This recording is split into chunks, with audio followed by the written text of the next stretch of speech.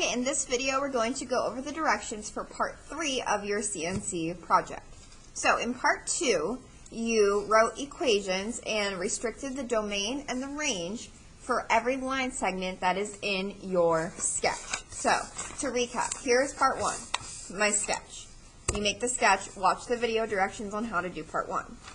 For part 2, you used your sketch and you wrote equations for each line segment, and then you restricted the domain and the range.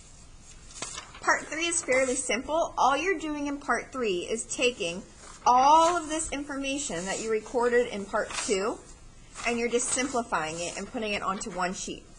So, for each line segment, you're going to put the segment number from your sketch. So here, this is segment 1.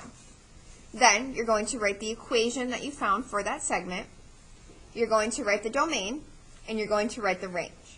So we're taking all of that information from our part 2 sheet and just condensing it, simplifying it, and putting it in one spot. And we will then use this sheet of paper to help us put our sketch onto Desmos.